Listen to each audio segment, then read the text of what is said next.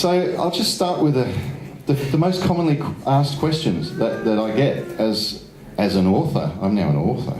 Woo! Thank you. Actually, I became an author about 3 years ago, and it was one of my bucket list items to get a book published. And I was on holiday in Vanuatu and sitting there looking around at the people in between scuba dives, actually. And I'm a people watcher. Who here's a people watcher? Any people? Yes? Oh, a lot of people watchers in the room. A lot of voyeurs there. So I love airports. How about you guys? You like airports? Yeah, just seeing all the range of emotions, people coming and going. It's very exciting. And I'm sitting there in this around this luxurious hotel pool out in Vanuatu, and we'd be diving one of the best wreck dives in the world. Actually, it was the President Coolidge, which had been there since 1942. And there's quite a bit of a story about that in the book I then wrote. So I'll just give that a little plug. Why not? While we're at it, you know, it's all about commercialism at the end of the day, isn't it? So the parrot and the lady, and that intrigued me because I was watching all these people and the characters that were, you know, sort of unveiling before my eyes as we were sort of waiting to go on our dives and our surface intervals.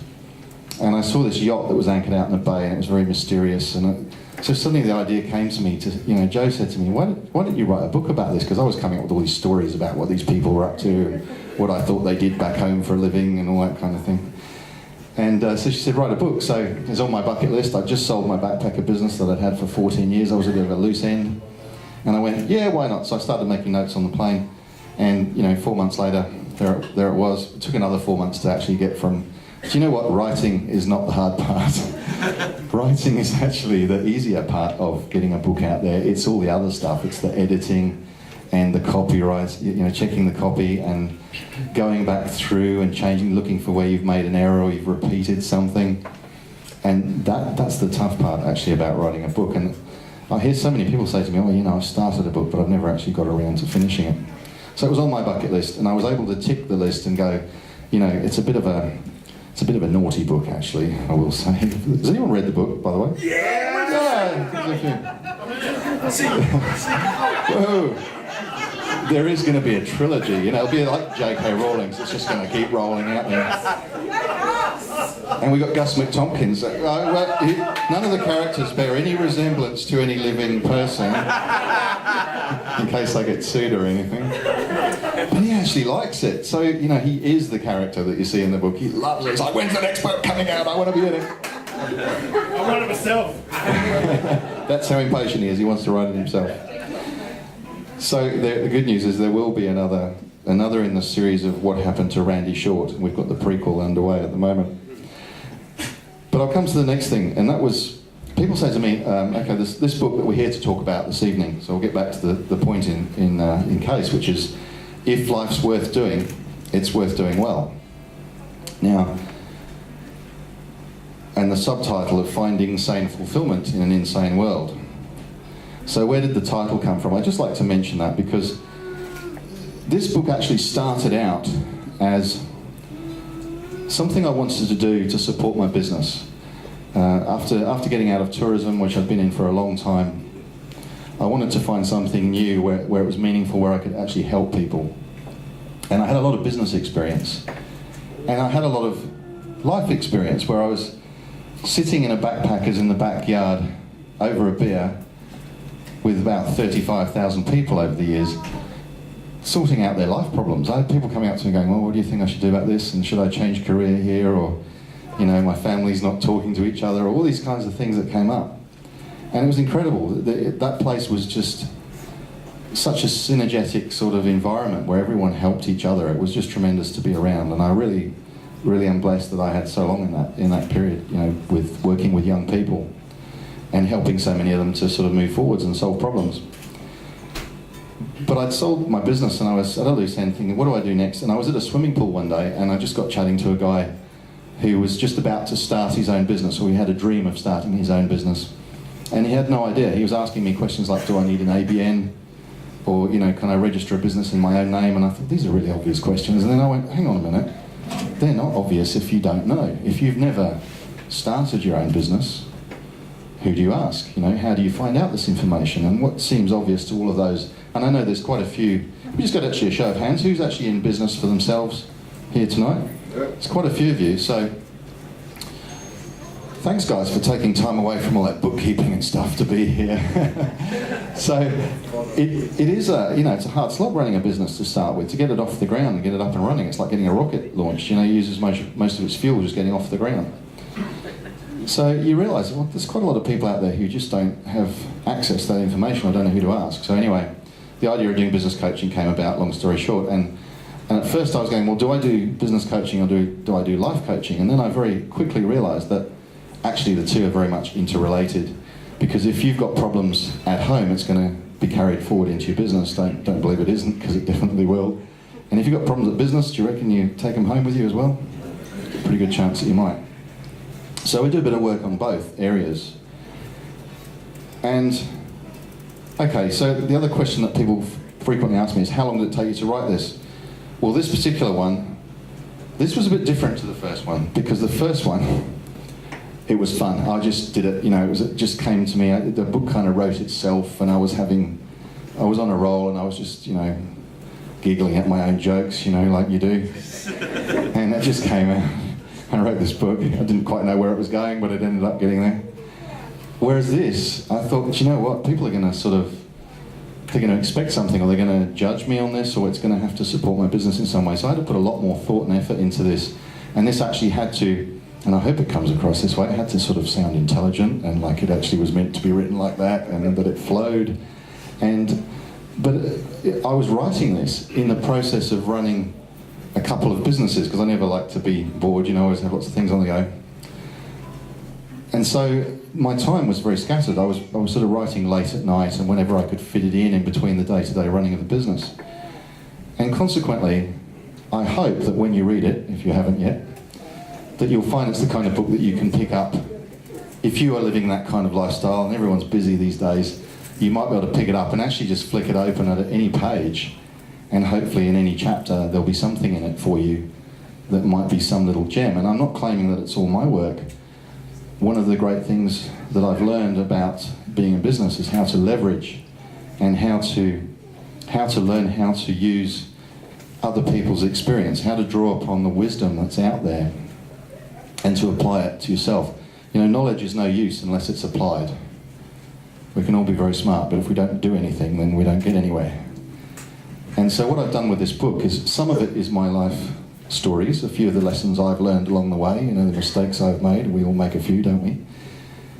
And some of it is little stories from other people around the world. Some of them you'll have heard of, some iconic figures, some of them lesser known. You might be surprised at some of the little stories that are snuck in there. And so it's a balance of my story, other people's stories, some quotes, and some good old-fashioned wisdom.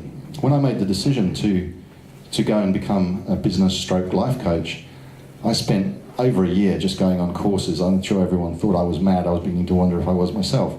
But I was spending a fortune. I was flying over to Sydney and Melbourne to get my coaching certifications, to study NLP, neuro-linguistic programming. And all of that just helped, because every part of it was something that I could then apply and help my clients with. And so, really, this book needed to be something that I hope will inspire people, that you'll learn some of the lessons that I've made, some of the mistakes that other people have made, and some of the wisdom that's out there from some of the great speakers around the world, people like Gandhi or JFK. There's quotes from, you name them, they're in there. I've got a lot of quotes in this book. But what I've done is I've put a lot of research into putting the right quotes in the right places to support the points that I was trying to get across.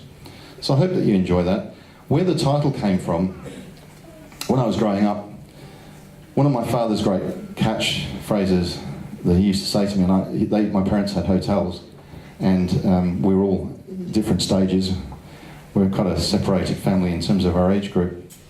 So I was the youngest one still at home, and so I got to work alongside my parents quite a bit in the hotels and do things like decorating and bar work and stuff like that.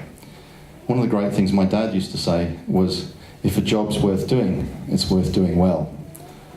And those little voices that you hear in your head sometimes can be the words that your parents have said to you when you were a child. And it's amazing the impact that if you are now parents, that you can have on your children growing up.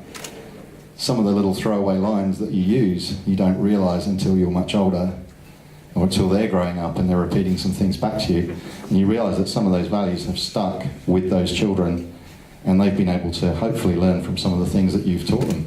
So my father's great quote was, if a job's worth doing, it's worth doing well, and I thought, a bit of a tribute to my father to just paraphrase that and make it, if life's worth doing, it's worth doing well. The finding sane fulfillment part, I'm not sure I've found that actually yet.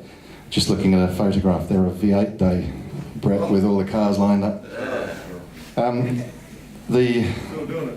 Yeah, the world is moving at such a fast pace, isn't it? Don't you find? Technology is just growing at an alarming rate. But on the other hand, you know, there are benefits to that always as well. Joe and I just had the great fortune of travelling to South America for a month, and we met some amazing people. We always meet amazing people on our travels wherever we go. But I actually met a girl in Mexico who lives in London, and I'm now coaching her thanks to the internet, you know, and coaching her on Skype. Bit of a late night session for me, I might add, because of a 7-hour time difference. But it just shows the world is becoming a smaller place. And really, you know, the opportunities are increasing as well. Sometimes it feels like, you know, we're being overrun by technology, or we're being swamped with information. But there's also a fantastic amount of information out there too. And I talk a bit about that in the book.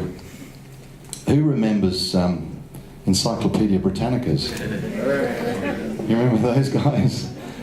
And the first mobile phones that came in, and they were like a brick. And you look at now, this thing that we carry around with us now, this smartphone, that's Captain Kirk's communicator, isn't it? You know, Star Trek's not that far away. It's really happening. We'll be beaming across to places soon. We actually went to a conference with Richard Branson, who's been one of my business idols for a long time. And he's now, as you probably know, he's working on space travel. And the technology that they're learning out of that, they're now applying to being able to travel at altitude and travel across the world in much smaller time frames. And his comment in the room that day when we were there, it was only May last year, I think Joe and I were there. He said, all of you, my goal is that all of you in this room will become astronauts in your lifetime. He's going to make space travel affordable for us. So who's coming? Who's coming to space? That's on Joe's bucket list, so I've got to deliver that one somehow. Not that the pressure's on or anything, you know, it's only $200,000 a ticket, I think, at the moment. Oh, that's cheap. Cheap, yeah. So he's also hoping that with the technology they're learning from the space travel, that you will be able to travel from England to Australia within 2 or 3 hours. Instead of the 20 or whatever it is that it takes. You guys have just done that, haven't you? See Joe and I just, when we came back from South America, we had to do a trip from Cancun in Mexico. Do you feel sorry for us? Yeah, I can understand you would. And it took us 43 hours to get home by the time we travelled across all the different countries and one thing and another. What an adventure though. When I turned 50, as I mentioned just earlier, which is only a brief while ago, 3 years ago, it's going fast. I said to Joe, you know what, you just don't know how long you're going to stay fit and healthy for. And not that I'm really fit and healthy, but I'm, you know, fit-ish and healthy-ish, still play soccer and volleyball. And I said, you know what if you've only got sort of one international holiday a year? Then you want to make the most of it, don't you? Because you just don't know. We had the misfortune, I talk about it a little bit in the book, and I don't want to sort of put a sound on the evening, but I want to remind people that life, you can't take it for granted. And some of the speakers that you've heard earlier on this evening, you know, give testament to the fact that if you've got your health, you're really pretty lucky. You know, there's a lot of people who don't have it. So make the most of it. Go and do the things. And that's why I wanted to inspire people a little bit tonight, get you thinking about your bucket list dreams, reawaken perhaps within a few people that have got caught up with the humdrum of existence, you know. There's nothing worse than that, getting stuck in the freeway traffic and going to a job you hate, to, you know, in a car you can't afford, to pay for a house that you never spend any time in. Luckily I work from home, so that's not me. But there are some people out there like that. So when I turned 50, I said to Joe, you know what, you just don't know how long you've got. Let's think about this and tackle some of the most physically challenging adventures while we still can. So hence this year we went off and did the Inca Trail, and 42 kilometres up 3 mountains, and we were above the clouds. It was just incredible. The scenery was amazing, one of the most inspirational things I've ever done. And it was hard. You should see the blisters Jo got. She's got photos if you missed it on Facebook. That wasn't much fun for her day 4, but the altitude, geez, the altitude really knocks you around, I tell you. But anyway, the point that I wanted to make, and what I wanted to write about in this book, was that, you know, to really grab life by the horns, you know, go and do something that really inspires you. If you're doing a job or you're running a business that you can't stand, get out of it, go and do something completely different. You know, we heard Dean's story there, chemist to rock star. I mean, you know, come on, doesn't get better than that, does it? So, go and do those things. And do it now. Don't leave it, because you just don't know how long you've got, and you can't take it for granted. You know, we had a great friend that we used to go diving with, used to organise all our dive trips. He went to bed one night at 47 and never woke up, and Jo and I just went, wow, that could have been us. You just don't know, do you? So let's get out there, let's have a great time. I hope that something you've heard tonight, or just even thinking about your bucket list ideas, might spark a little bit of re-enthusiasm. If you're having trouble with the actual planning of how to get it to work and how to make these things come about, I know a very good business and life coach you can talk to. So do come along and talk. And if you want, there are extra copies there. There's even, you know, there's all kinds of deals we can do, bulk buys and stuff like that. If you read the book and you go, you know what, I've got a lot of friends or family or clients who ought to be reading this, then come and talk to me and we'll work out a deal. So, I don't want to talk any longer. I really appreciate you guys coming along. I hope you've had a great time tonight. Have you had a great time tonight so far? Yeah! Okay, we are going to do something exciting. Before we get the band cranked up, we're just going to draw the prizes, just in case a few of you might need to leave a little bit early or something. Oh, sorry, we're going to do one song first. Is that okay with everyone? Yeah! Cool.